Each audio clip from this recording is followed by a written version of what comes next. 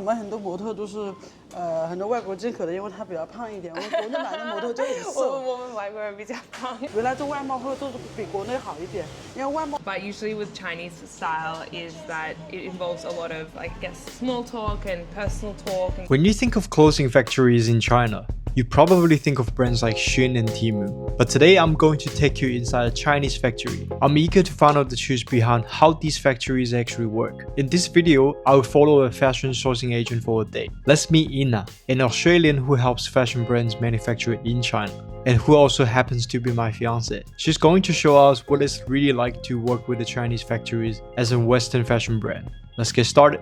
Hey guys, welcome to Dongguan. You want to introduce yourself? My name is Ina, and today we're going to do a factory visit for one of the clients that I have in Australia. Most of the clothing factories we've visited are in Human.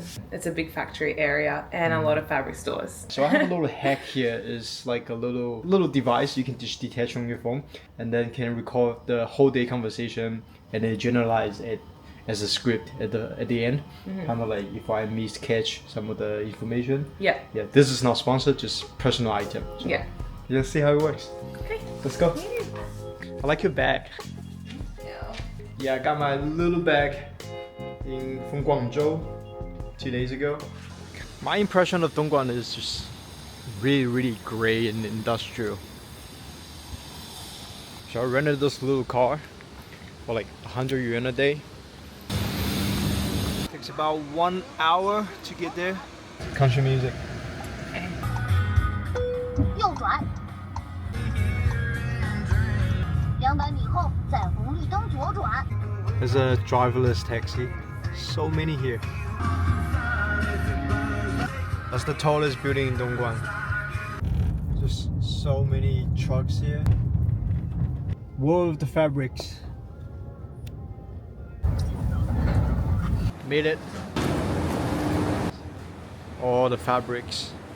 Very efficient of transportation. Now we start recording.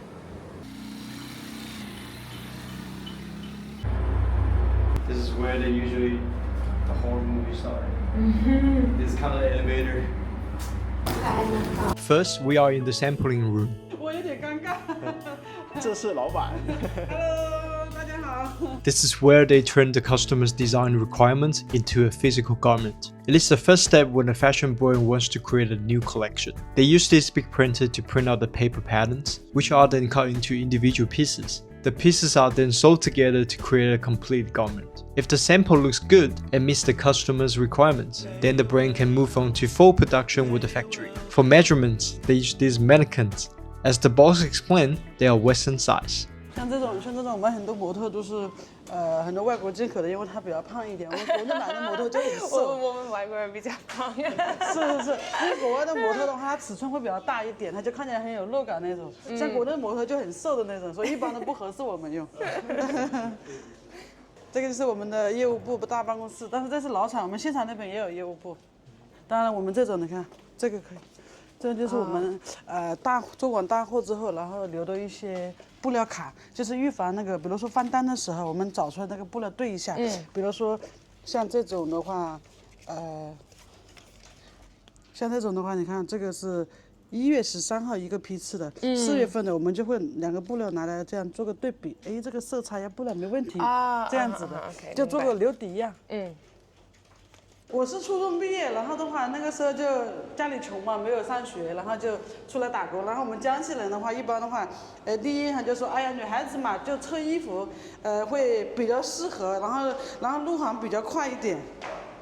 为什么会想到做外贸而不是说就做国内？这个的话也是一个机缘巧合，就是我们当初跟单的时候。 入的是一个外贸公司做跟单的，然后既然我入了这个行的话，那么我们就会想着哦，原来做外贸会做比国内好一点，因为外贸的话它市场比较大嘛，不像国内的话，它市场比较小一点。对，真的。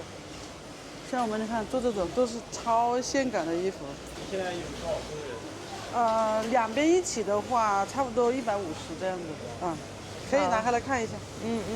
我们就做很多这种比较，就是老外比较性感一点的这种，对。然后一些很简约的衣服上面还带了一点绣珠的工艺，对，这个很漂亮吧？确实，是不是？对，又性感，然后的话还带了一点那个绣珠的元素在里面。像这一件的成本价可以分享一下吗？$15左右。其实还可以，对，因为它绣珠稍微贵一点，如果便宜上又便宜一点，因为它绣珠工艺会贵一点。这个叫自动打鸡眼的机器，以前是手动的嘛，就很慢，然后这个是自动的，对，它不但是快，然后的话它特别的牢固，它怎么样它都不会掉，就很牢，看到没有 ？Now we're just taking a break from Starbucks, but it's only halfway through the day. It's only 3 p.m. Sorry for the background, a bit noisy. We're trying to give you a lot of analyze with like the factory visit basically, and especially you have a lot of thoughts comparing to the working culture in China. How's it different with the West? But basically we went to the factory to visit the people who work there and go through a few issues that our client was experiencing with production. So I guess the goal when we arrived was to get straight to the issues, resolve them, and get a little bit more detail from the factory end. But usually with Chinese style is that it involves a lot of, I guess, small talk and personal talk and getting to know each other, having lunch together. We were there for like 4 hours. Yeah, so like most of the time you spend talking about things that are not related to the work itself, and it's mainly related to like relationship building. So I think we talked about like, husband asked me about building their own page, social media, ask about their children's like study abroad and what they want to do for the future, ask about Australia, ask about a lot of like different things. So mainly you spend a lot of time talking about personal topics, whereas I think that if you get straight to the issues that you want to discuss regarding production, it feels maybe a little bit not rude, but a little bit too harsh and direct. Like you want to start sort of slow and like get into some conversation before you start getting straight into the problems that you want to talk about. Whereas I feel like if we were doing business in Australia and you're having a meeting with a client, it would be expected that you get straight to talking about the work, not talking about your personal life. And also when you bring up the problems, you can't just bring it up. You kind of have to like soften it up a little bit. I think business in China can feel sometimes a bit personal. So when you have problems, it can feel like, you don't trust their work. Yeah, you don't trust their work, or it's like you're personally, doubting them and doubting their worth. But I also feel like in Western countries, we have a phrase where it's just like, it's business, not personal. So when you talk about things, people know you're not personally criticizing them, you're just strictly speaking business. So I think that is a little bit different in China. So you have to be kind of careful as to how you communicate things, because sometimes you can offend people without meaning to offend them in the course of resolving your business problem with them. I just felt like the whole time she's trying to prove that, look, we are legit. That's how we do things. It's professional. Yeah. But they are like really great factory. So we had a really great time with them, and like they're really great people. But just in the course of any kind of business, there's just always going to be little things that come up, and it's about knowing how to communicate with the other side, especially when they come from another culture and another business style. So that's something that I'm still learning. So I was lucky to have Aiden, who is a better Chinese speaker and also understands business culture better than I do. So I think that helped make the day go a lot more smoothly, and I think they liked us as well, so it's good. Yeah. Well, the boss decided to take us for a nice car, maybe a nice lunch. 这个车好帅。This is nice. 这车好酷啊。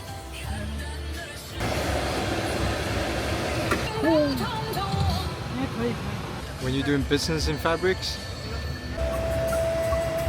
literally like the whole street is all the fabric stores, restaurants.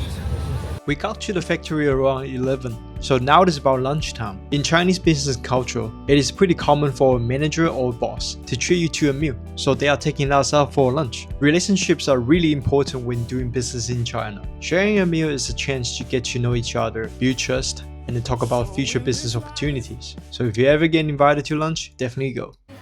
Share a lot of life lessons about running business. Now we're going back to the factory. We're going to have more discussion and check the production.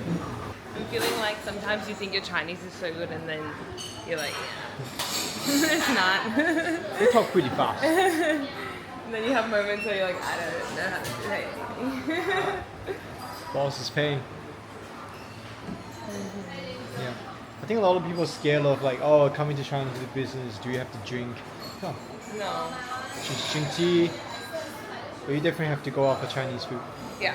The more time you spend with each other, the more you understand each other. Yeah. It helps out to future collaboration. I can feel it. We can't get inside, so the car's driving itself with a remote. Wow. That's so cool. Alright, I guess you can press and close. Ooh, for real. Sweet. We're here to visit the factory today for one of my clients back in Australia. They're about to launch a new collection, so they want us to take a look at the production pieces and see if there's any quality issues and do any final checks before shipping over.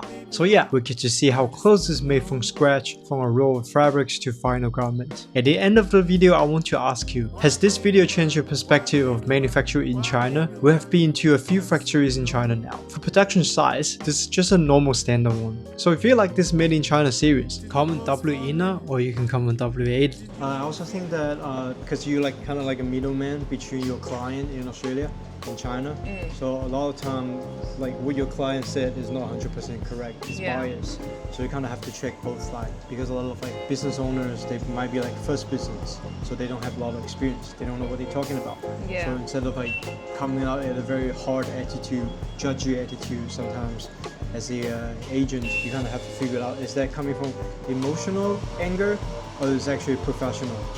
So I think that was interesting. Definitely.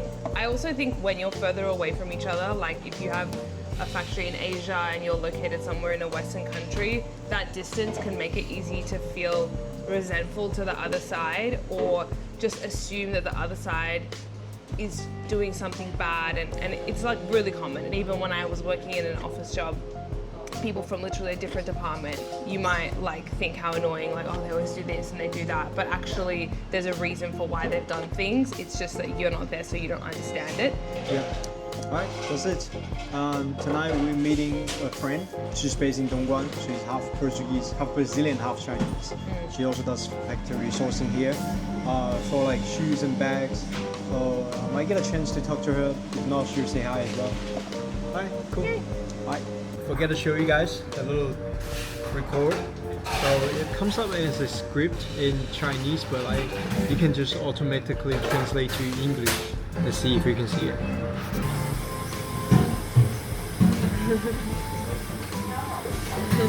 Also comes with a little graft. It's pretty cool. Do you know that Dongguan is actually home to a lot of Brazilians? Yeah. So I didn't know that. in Dongchen they usually have a Brazilian school and a lot of like shoes factory, bags factory around this area, and mainly doing by Brazilian people. So tonight we're going to a Brazilian restaurant. I think this one's been around for 15 years. Let's take a look. It's Christmas again. Oh yeah.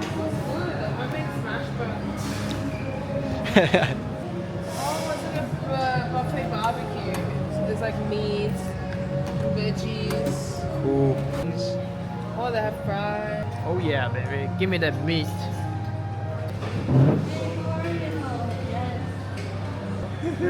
I thought you were